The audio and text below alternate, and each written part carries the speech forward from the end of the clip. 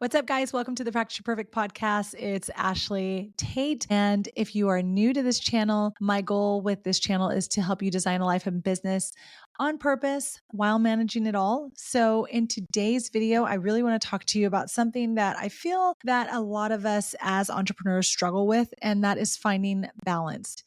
I just want to kind of dispel the myth that balance is something that is easy to do or that you're going to be able to do all the time. It really is focusing on what matters when it really matters most. Okay. So, going off of that, and we're going to talk about that a little bit more, but going off of balance and what that all means, I really want to share with you my 12-hour structure of my day because I feel like it's something that we could all learn from each other. Like, if I know what your schedule is or how you get all of your stuff done, it really is helpful to all of us. And this is one of the best schedules that I have come up with. Now, I'm just coming off of my 6-week reset, and I was trying really hard to figure out how I wanted to restructure just life in general.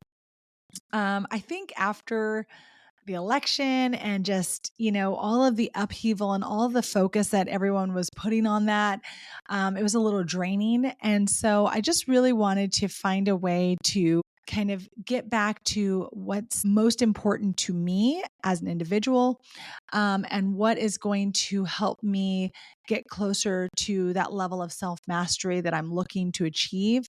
And I think many of us are looking to achieve. In addition to that, building that personal brand and really honing in on what it's going to take, how much time it takes. And just to give you some background for those of you that don't know, I run a nonprofit and I also do some business consulting and coaching on the side. And one of the things that I realized, and I also have 2 children, and I'm married. So I want to put all that out there because that's why I want to talk to you about this schedule today, to kind of show you how when you realize all of the things that you have going on in your life and you want to take some time to restructure. All of us have different ways of doing things. And I have tried many different tactics in setting up a schedule. I've had very rigid schedules.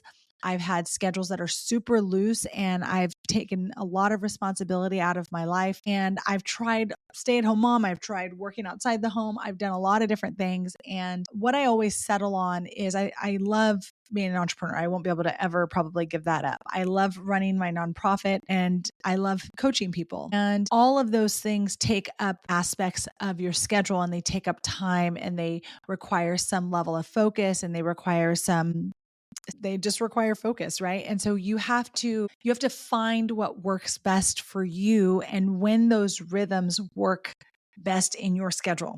And I think that's the most important thing. Like, balance really comes down to energy, and energy is the currency in order to build a good schedule. So you have to understand where your energy comes from, and you have to understand how much energy you have to put out at different points in the day. And that's why I think this 12-hour workday is kind of like the best one that I've come up with so far. So this just came out of my 6-week reset, which I'll be talking to you guys about. I talk to you guys about it all the time probably. But anyway, in my last reset, this is kind of what I've come up with. And it seems to be working. It works really well for me. It works in my calendar. I love it. So this is what we're going with. All right. So to start with, I want to just share that there are 5 aspects of this 12-hour workday. And then there's a 6th that I'm going to share with you at the end. But the 5 basic principles of this is admin time, thinking time, execution time, and physical time and relaxation time. Now, the reason that I have these in my schedule this way, or that I've broken it down this way, is because what I found with this is your day isn't always exactly the same every single day, but there are specific things that need to get done in your day every single day that generally will pop up at some point. And one of the things that I've learned is having a place to put things, or a designated time where that time is designated for these things, is a lot easier for me to function than it is for me to shift back and forth. So what I've done with this schedule is I've set out my day with specific blocks of time for specific activities. Now, some people call this time blocking, and some people will just call this, good time management. But I really look at this as like, this is how the day is going to be set up, at least and this is how I do a lot of things, at least I will be experimenting with this schedule for the next 6 weeks to see how it works, see what I don't like about it, see what I love about it. And then I'm going to reevaluate when I get to my next 6 weeks. But this is going to be the schedule that takes me into 2025. And the way that it's working so far will likely be with me for a very long time. So let's get into this so that we can move on here. All right. So the first part of the day, now I'm going to show you my actual day, how it's structured. The first part of my day is walking time. Now, I get a bonus from this because I do walk with my husband. So I feel like this is a walking/connection time, but this is all based in my physical time. So physical time is really a time where you're just moving your body, whether it's a workout or it's yoga or, if it's strength training or walking or just being outside or going for a hike, whatever it is, however you want to use that physical time, that is your time. And I put this for 1 hour in the morning, 5:30 to 6:30. Now I do have another physical time block, so it equals out to 2 hours. But again, this is the 12-hour workday. So that's our first hour. Physical time. The second hour is for my kids and family. Now, this is not specifically written in here for specific like family time or anything. This is just how the day goes. Every day from 7 to 8:30, I am with my kids. I have to drop off. I am, making breakfast. I'm doing normal mom things that I'm just doing. So like putting laundry in, doing the normal stuff in the morning. So 7 to 8:30, that's what I'm doing. That is not negotiable. I don't have control of that time. So I just wrote in there kids.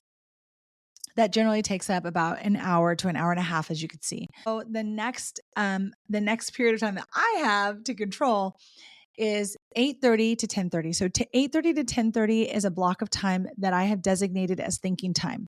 Now, the reason I use this is because generally after my walk and after taking a shower and after talking to the kids and eating and kind of getting myself together, there's tons of ideas that just get flowing during that period of time. And one of the rhythms that I've learned about myself is that I am a very good morning person. I can function really well in the morning. I can do a lot of things in the morning, and my brain is most active during that period of time. So I really wanted to capitalize on that morning period of time where I'm feeling good and I'm ready to, start the day and I've got all these ideas. So during that thinking time, that's called deep work and, writing and kind of like focused work that I'm doing that I really want to be fully present and have the most amount of energy and focus that I have. And so that is my earliest period of time. So that's my thinking time, 8:30 to 10:30. That's what I do. Now, the next period of time is 10:30 to 12:30. I like to use this time to execute. So after you have a great idea and you've, planned it out and you've strategized and you know what you're trying to do, then you want to execute. At least I do. So I like to use this 10:30 to 12:30 time to execute. Like it could be recording a video like right now, or it could be, creating a social media post. It could be something where like I'm energized and I have the energy and I want to start. It's something that you're going to create and put out into the world. So that is, I should actually call it probably creation time, but that is what it is. Execution time. I'm going to execute something to create and put out into the world. That's what that time is for. And when you think about the different time frames from that perspective, like you have a deep work time and then you have a creation period of time, you're capitalizing on that in that 4-hour block. So there really is no break. Now, I used to use a deep work period of time where I would work on something for 4 hours. Now, if you say like you are writing a book or something like that, then maybe you're going to use that 2-hour block of time in your thinking time to kind of get yourself together and figure out what you want to write about. And then you're going to use that second 2-hour block to actually write the book. So you have to figure out what works best for you. Now, on my days where it's designated, like for me to work on my nonprofit, maybe those days I'm planning and I'm strategizing and then I'm executing by, creating a social media post or something that I want to put out into the world related to that. So I like this because they're mutable enough that I can use them for different things. and they can be applied to different things. It doesn't have to be for one specific type of activity, but these are just working off of your energy and what's going to work best for you during that period of time. So if you know that you're a morning person and you really, do well thinking in the morning and focusing in the morning, and that's when you have the time, that's when you put your thinking time. And then you follow it up with execution. So execution time, 10:30 to 12:30, I'm ready. I'm ready. I've already kind of like started getting those juices flowing. The energy is good. Like I'm feeling good enough to kind of show up, okay, in the way that I want to show up to the public or to create something. So that's where execution time goes. So now we're at 12:30. So now we've spent about 6 hours already as part of your day. You've spent that time. So from 5:30 to 12:30, this is what you've been doing. Now it's lunchtime. So generally you're going to take some lunch, and I always like to add in these times. Now, if you decide that you want to keep working during that lunch period, go ahead. Like if you don't need to eat or you brought your lunch with you and you just want to focus on something else, do it. Like this is not hard and fast as to how it has to be done. But I like to take that break, maybe go outside, go get some lunch, whatever, run home, let the dogs out, whatever it is that you want to do. Or if you are home, just kind of like maybe do some light chores around the house, whatever you need to do, 12:30 to 1:30. And then I come back and I sit down from 1:30 to 3:30, and that's when I do my admin time. Now, what admin time includes is running errands if you need to run errands, making phone calls, checking your email, sending emails, doing whatever it is that's just these are things that just have to get done. Maybe you made a running list. And what I tend to do for my admin time is I will just email myself and I will go through those emails and go through whatever I wrote to myself as like a task list so that I know that those things need to get done. And I'll just run through my admin tasks. And that takes me about 2 hours, depending on what's going on. This might be things that you need to do inside of HoneyBook, which you guys know I talk about. I have to make a video on that. But anyway, I will go into HoneyBook and respond to emails, check on any of the kids in my nonprofit that need to be taken care of. Whatever I need to do, it's all admin. Anything that's admin related that you feel is admin related, you put it in that period of time, 2 hours a day. So that gives you 10 hours to work on admin related things. It gives you 10 hours to work on thinking related things. It gives you 10 hours to execute whatever it is you need to work on. That's doing this 5 days a week. Now, so that was from 1:30 to 3:30 that I'm doing admin. So now I have to pick up my son, and then we go home, and then I generally have about 45 minutes to an hour. So I will use that time for my second hour of physical time. Now, the second hour of physical time is generally something like strength training.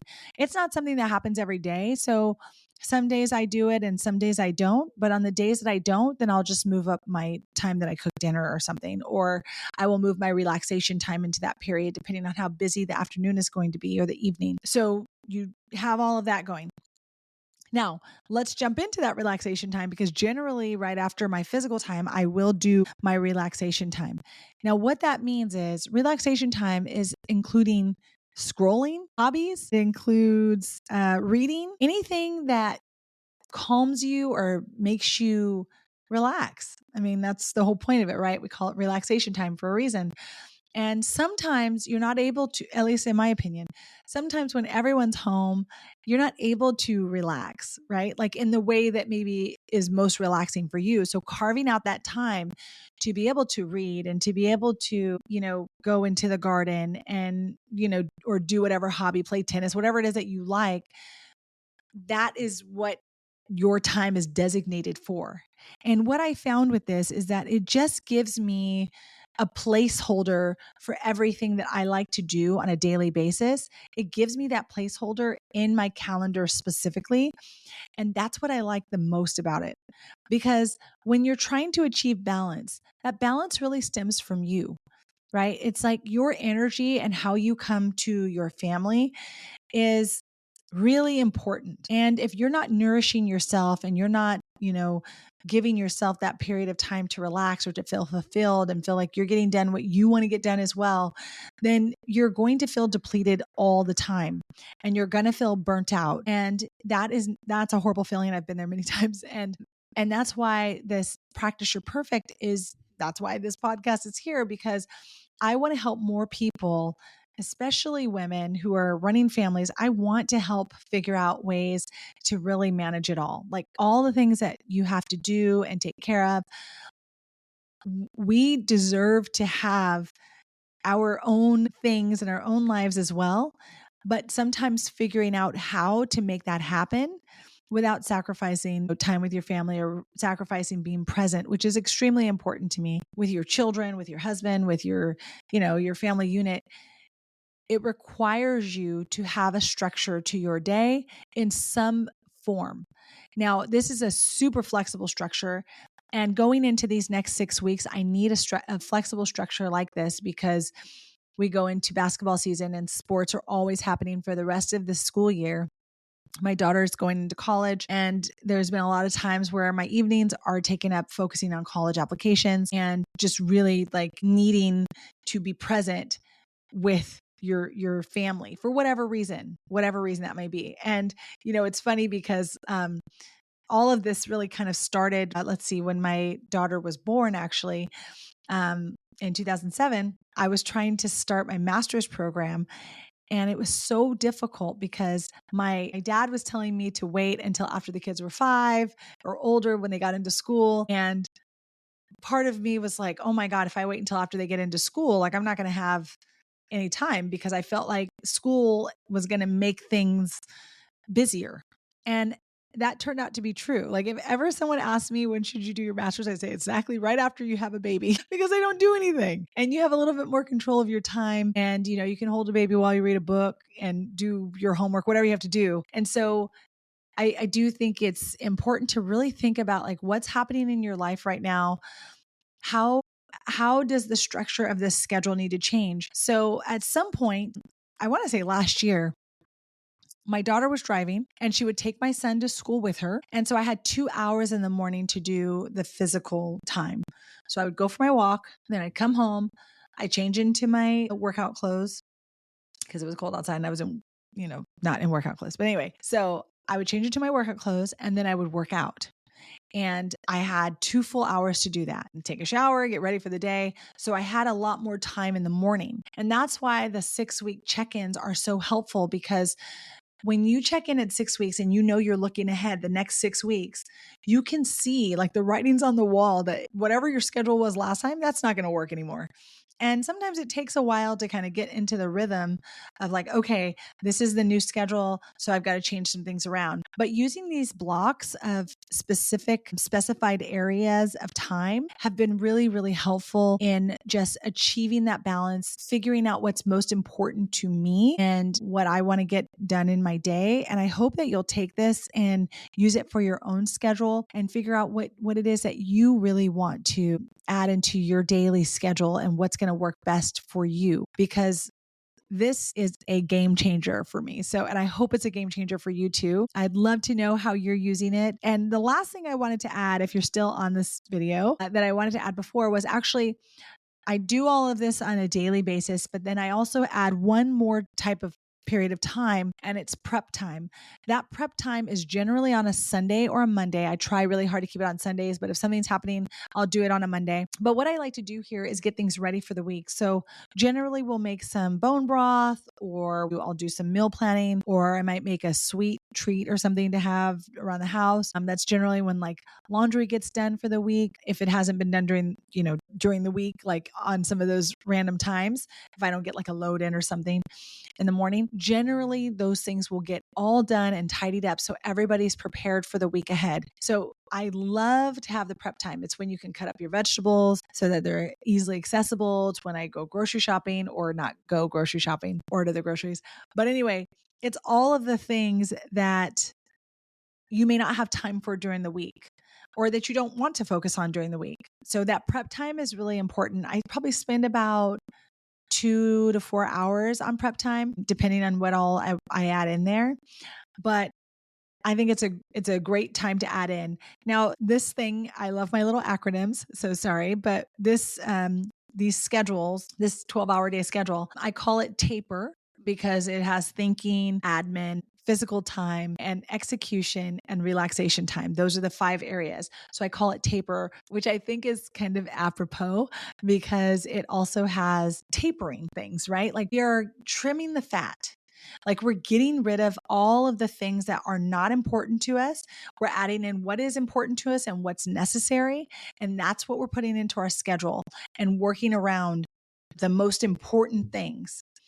That's it. That's the 12-hour workday schedule that I use that has really transformed how I do things, how I go about my day, and really given me a level of fulfillment that I love. Every day I'm able to go out into my garden and look at what I'm doing there and, have my hobby or have something that makes me happy. I'm able to get in that thinking time and able to really execute whatever it is that needs to be executed for the week. And when you look at it, it just gives you 10x the time, like 10 hours of all of those areas.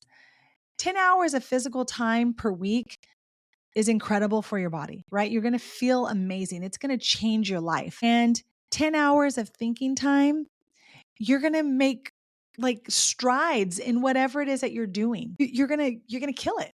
10 hours of execution in combination with 10 hours of thinking time. Really? How much can you get done? It's going to be amazing. 10 hours of admin time to be able to respond. I mean, I always felt like I just didn't have enough time to send emails, didn't have enough time to do the things I need to do. This has just really changed everything. So I really hope this helps you guys. I'd love to hear if you decide to use it and how it works out for you, if you modified anything. I'm just calling it the taper, the 12-hour taper. We can call it that. I don't even know what to call it, but something. If you have a good name, let me know. Write it in the comments down below. But yes, thank you guys so much for listening. I really hope this changes the way you think about balance, okay? Balance is not about being rigid. Balance is about flexibility, and it's about focusing on what matters when it matters most. And I think this plan really allows you to do just that. So again, I'd love to hear how you use it. I'd love to hear what you think about this, and get out there and unleash something amazing. And I will see you guys next week. Stay fierce. Bye, guys.